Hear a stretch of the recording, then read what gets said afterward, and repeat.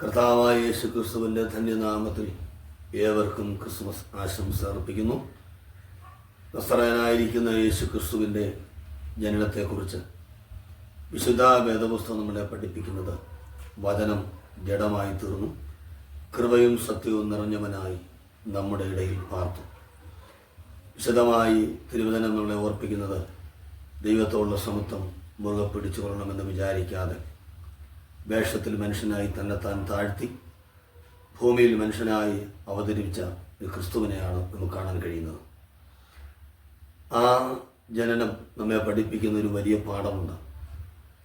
ദൈവത്തോട് സമത്വമായിരുന്ന യേശു ക്രിസ്തു വസ്ത്രം ധരിക്കുന്നത് പോലെ തേജസ് ധരിച്ച ദൈവപുത്രൻ, സ്വർഗത്തേക്കാൾ ഉന്നതനായ ദൈവപുത്രൻ, അത്ഭുതമന്ത്രിയും വീരനാഥയും നിത്യപിതാവുമൊക്കെയായി വിളങ്ങിയ സർവശക്തൻ, സ്വർഗത്തിൻ്റെ സൗഭാഗ്യങ്ങളെ ഔന്നത്യങ്ങളെ വിടിഞ്ഞ് ഒരു നരവേഷത്തിൽ സകലതും ത്യജിച്ച് ഒരു താഴ്മയിലേക്ക് ഇറങ്ങി വന്ന ദൈവത്തിൻ്റെ മഹാത്ഭുതം നമ്മുടെ ജീവിതത്തിൽ നാം നിത്യം ഓർക്കേണ്ടതാണ്.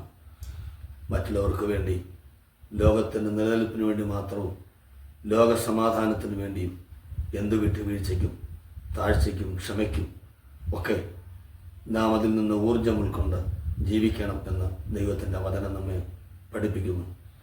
അങ്ങനെ മനുഷ്യരുടെ പാർത്ത് ദൈവരാജ്യത്തിൻ്റെ ഐശ്വര്യത്തെക്കുറിച്ചും നന്മയെക്കുറിച്ചുമൊക്കെ പഠിപ്പിച്ച് നമ്മയും ആ മഹാഭാഗ്യത്തിൽ ആക്കി വെച്ച ഒരു ദൈവപുത്രനെയാണ് നാം ഈ സമയത്ത് സ്മരിക്കുന്നത്.